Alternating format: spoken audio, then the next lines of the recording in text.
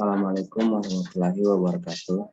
Nama saya Muhammad Farhan Palamani. Saya dari mahasiswa mata kuliah studi perancangan 4.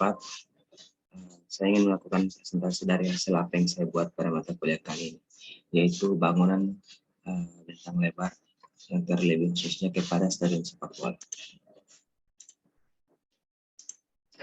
Singkat saja, bangunan bentang lebar adalah bangunan yang memaksimalkan penggunaan ruang bebas kolom yang selebar mungkin. Bangunan ini berupa bangunan stadion, gedung pertunjukan, auditorium, dan kegiatan pameran atau exhibition hall. Bangunan ini biasanya terdapat 8 jenis sistem struktur bentangan lebar, yaitu sistem struktur kabel, sistem busur, kubah, cangkang, sel, pneumatik, membran, space frame, dan flooded plate. Untuk saya sendiri, saya mendapatkan struktur cangkang atau sel. Kemudian latar belakang.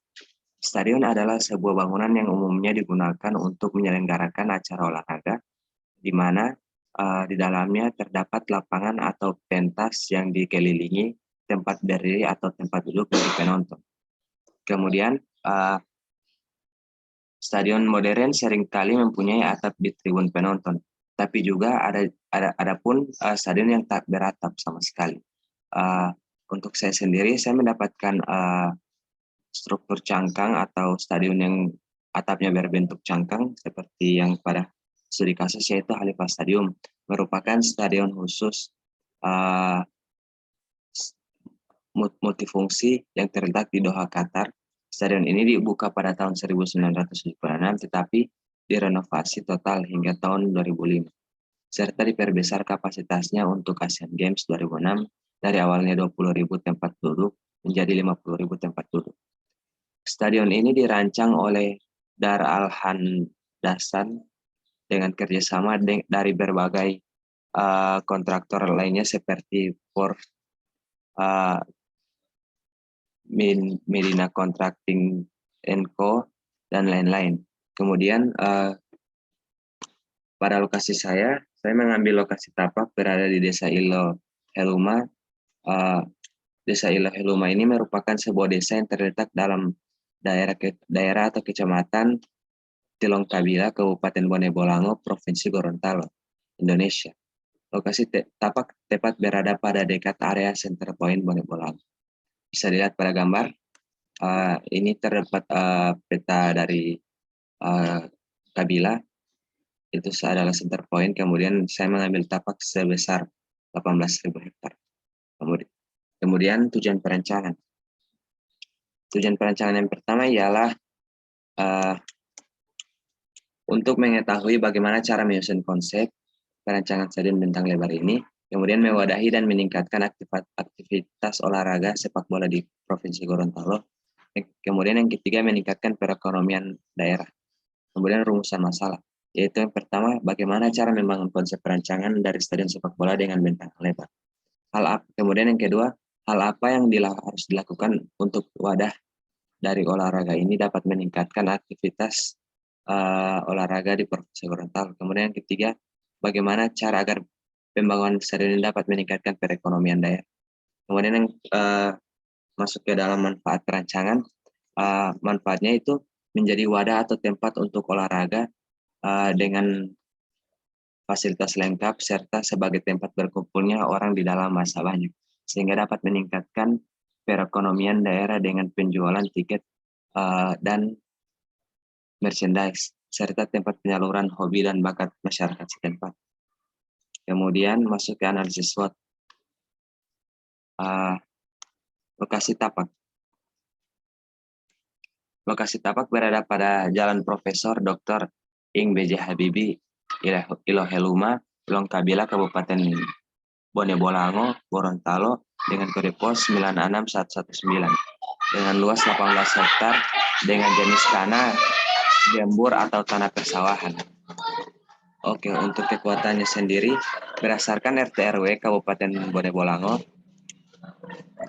kawasan tapak berada tidak jauh dari pusat kota, yaitu letak tapak hanya dapat ditempuh dari pusat kota kurang lebih dari 15-20 menit dengan kendaraan roda 2 maupun roda 4. Dengan demikian, lokasi pembangunan stadion sepak bola layak karena jalan utama yang cukup lebar.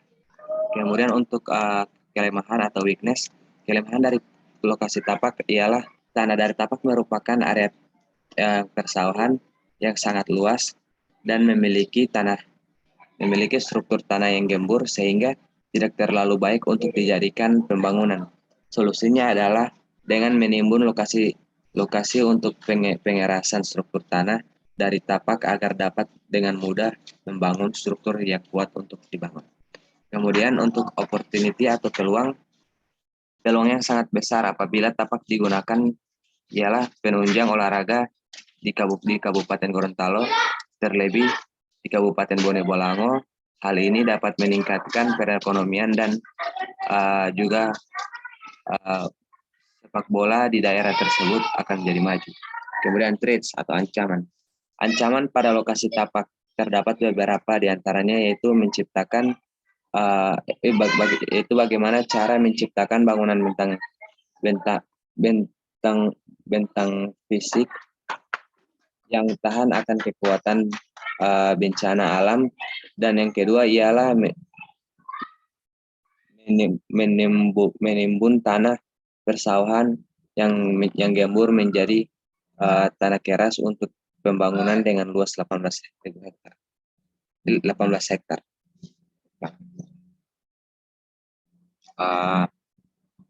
Kemudian untuk data tapak sendiri,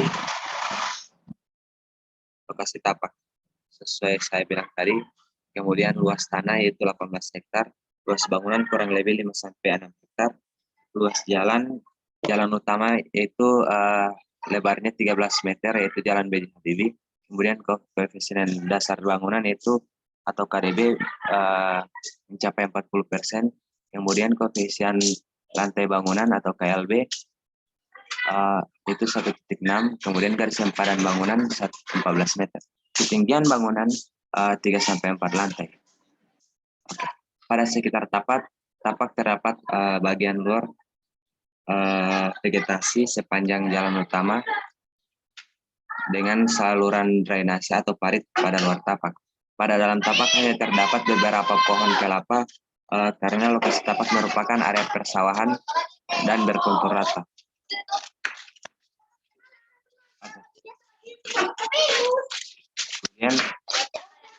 Kemudian pohon penedu di tapak bagian luar untuk menghalang paparan sinar matahari.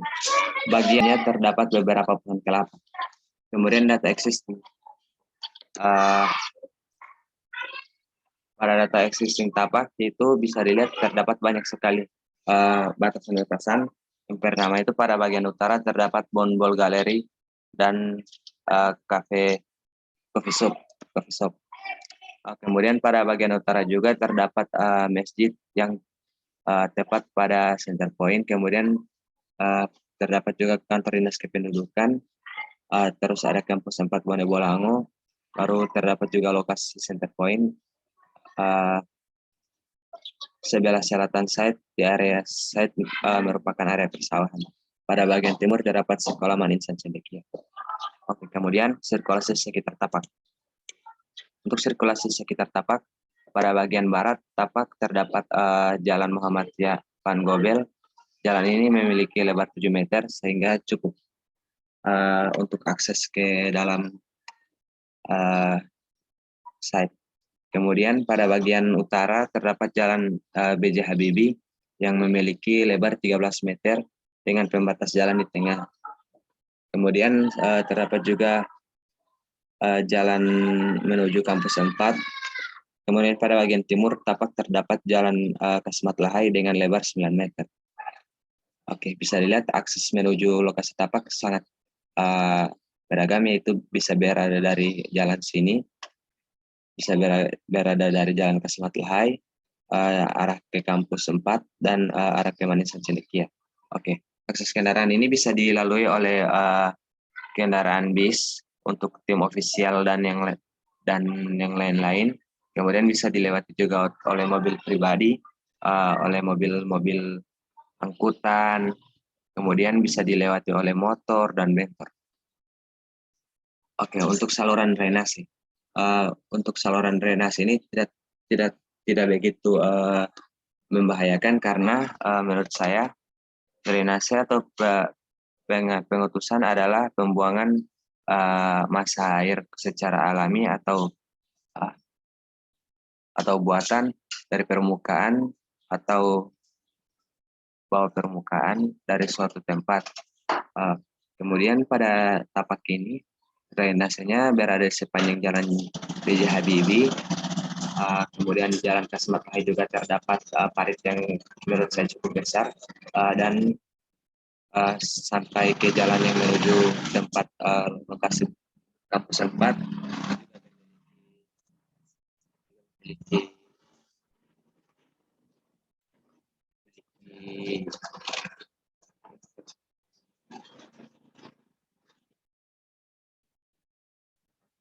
kemudian saya lihat pada gambar sini terdapat parit juga dan juga selokan. Kemudian kita masuk ke data klimatologi, yaitu intensitas matahari, suhu angin, dan hujan. Intensitas matahari. Matahari terbit dari arah timur yang mengarah pada tapak pada pukul 0,35 pagi, tapi tidak menyilaukan, dengan suhu sekitar 18 derajat Celcius. Kemudian untuk pada pagi hari, matahari terbit dari timur ke barat. Kemudian suhu pada tapak berdasarkan klimatologi yang diperoleh dari kondisi cuaca pada aplikasi di wilayah Bone Bolango menyimpulkan bahwa pada pukul 5 pagi cuaca mencapai 18 derajat Celcius, sementara ketika siang suhunya mencapai antara 18 derajat Celcius.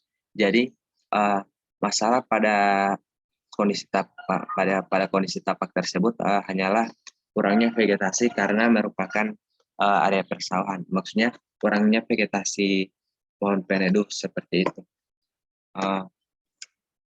Kemudian untuk kecepatan angin pada bulan Oktober sampai April, arah barat dan barat laut, hal ini mengakibatkan uap air yang menjadikan musim penghujan. Sedangkan pada bulan Juni hingga September, arah angin berasal dari timur sehingga tidak menimbulkan angin yang berhembus kencang yang membawa hujan. Kemudian untuk intensitas badai sendiri, pada tapak yang terbesar jatuh pada bulan April yaitu sebesar 330,7 mm dan terkecil pada bulan Agustus 6,7 mm. Kemudian untuk program ruang, terdapat ruang-ruangan seperti kegiatan aktivitas di dalam stadion. Itu ada kebutuhan ruang, itu terdapat pelaku yaitu penonton, atlet, ofisial, wasit, pers, panitia pertandingan, dan lain-lain. Kemudian terdapat juga kegiatan-kegiatan apa yang dilakukan dan juga kebutuhan ruang apa yang akan dibutuhkan untuk masing-masing pelaku tersebut. Kemudian pindah ke program ruang atau besaran ruang. Sini terdapat fasilitas ofisial tim dan tim penyelenggara. Kemudian terdapat ruang servis dan pengelola. Kemudian juga terdapat ruang publik dan juga dan lain-lain. Kemudian ide bentuk. Oke. Dari tampak bangunan, saya mengambil ide bentuk dari topi adat pernikahan yang bernama biru untuk pengantin pria di Gorontalo, karena menurut saya sepak bola itu mayoritas yang bermain adalah laki-laki pria. Kemudian ini ide bentuknya saya membuat pada tampak seperti cangkang atau ujung dari topi adat yang napas, yang ini dibuat seperti topi adat tersebut sehingga membentuk seperti cangkang. Topi adat ini mengelilingi seputaran stadion sehingga berbentuk seperti gambar di atas.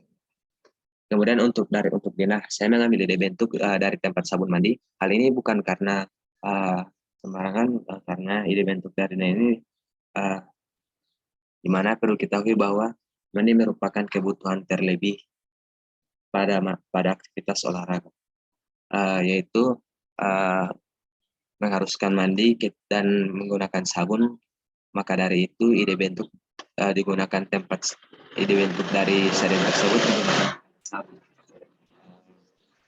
Bisa dilihat pada gambar ini, yaitu kaki-kaki dari tempat sabun tersebut dijadikan gate atau pintu masuk dari setiap sisi-sisi di stadion, terdapat tempat sisi masuk untuk para penonton. Kemudian kita lanjut ke block plan. Ini saya ingin membangun rencana block plan, yaitu pada gambar sini terdapat site atau tapak 18 hektar. Kemudian terdapat huruf-huruf yang pertama itu Stadion Sepak Bola Bonbol United. Saya ingin membuat stadion sepak bola dengan nama tim Bonbol United. Kemudian yang bagian B itu parkiran untuk mobil, bagian C itu parkiran untuk motor, bagian D untuk pemadam kebakaran, bagian E parkiran dari official, kemudian yang bagian F rumah sakit. Oke. Profil tim dan klub sepak bola pemilik stadion. Yang pertama ialah logo klub. Saya membuat logo klub dengan bertuliskan huruf B yang mengimplementasikan bahwa itu merupakan logo dari tim Bonbol United. Kemudian nama klub bisa dilihat pada fasad dari lokasi atau tampak dari bangunan terdapat tulisan Bonbol United. Kemudian warna utama dari tim tersebut yaitu warna hitam, warna lilac atau ungu, dan juga warna putih. Kemudian jersey juga menggunakan warna yang sama dengan warna stadion. Kemudian font yang dipakai yaitu font seperti. Kemudian pada bagian sepak bola juga terdapat sistem-sistem kelengkapan seperti digital scoreboard atau papan skor digital. Digital scoreboard itu adalah papan skor digital yang menunjukkan skor atau angka saat pertandingan berlangsung. Yang sistemnya ketika bola masuk, maka petugas dari ruang kontrol sistem yang akan mengontrol scoreboard tersebut. Scoreboard tersebut ini terdapat pada ruang kontrol sistem. Bisa lihat pada gambar seperti ini. Kemudian yang kedua, AI infrared thermometer. Seperti yang kita ketahui, di situasi pandemi seperti ini diperlukan alat pengukur suhu badan atau termometer. Maka dibuatkan AI infrared thermometer agar tetap aman. Infrared thermometer ini merupakan alat otomatis apabila penonton yang memiliki suhu badan tinggi tidak diperbolehkan masuk. Bisa lihat pada gambar, AI infrared ini terletak pada tiap sudut-sudut gate untuk masuk ke dalam stadion. Kemudian juga terdapat palang parkir otomatis yang saya buat untuk menjaga dan menghalangi juga akses keluar masuk dari kendaraan parkir. Bisa dilihat pada lokasi site. Kemudian keempat yaitu digital check-in system atau sistem karcis otomatis. Sistem ini pada stadion ini terdapat pada setiap gateway atau pintu masuk dari penonton dengan cara scan barcode dari smartphone ataupun wristband tiket. Bisa dilihat pada gambar ini pintu masuk dari penonton dengan menggunakan digital check-in system, yaitu cara beli tiket tidak lagi pakai kertas, melainkan bisa di-scan langsung dari barcode yang melalui HP ataupun gelang. Kemudian yang kelima yaitu electronic LED board atau perimeter board. Electronic board merupakan papan iklan perimeter yang digunakan untuk menampilkan iklan dari sponsor. E-board ini dikontrol langsung juga pada ruang kontrol sistem. Kemudian e-board ini biasanya menampilkan alat-alat olahraga seperti Adidas, Puma, dan lain-lain. Oke, sekarang kita masuk ke gambar struktur, yaitu struktur kelengkapan struktur konstruksi bangunan. Itu yang pertama denah lantai 1.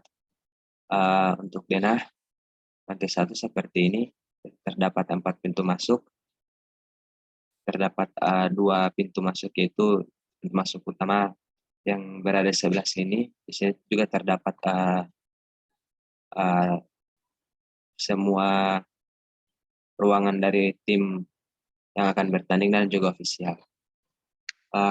Pada denah ini kolom utama saya berukuran 100 meter. Kemudian denah lantai 2 hanya bertambah lantai 2 dan juga tribun. Pada lantai 1 hanya memiliki 1 tribun. Kemudian untuk lantai 3 sudah memiliki 3 tribun, tempat sirkulasi untuk masuk para penonton yang ingin langsung naik ke lantai 3. Kemudian untuk tampak depan, saya mengambil seperti di bentuk yang sudah saya jelaskan tadi, yaitu topi biliu, topi adat, ditambahkan dengan aksen-aksen kaca dan juga tulisan Bonbol United. Kemudian tampak kanan, kemudian tampak belakang kurang lebih sama dengan yang di tampak depan, kemudian tampak kiri juga kurang lebih sama dengan tampak kanan karena bangunannya hanya berbentuk seperti itu.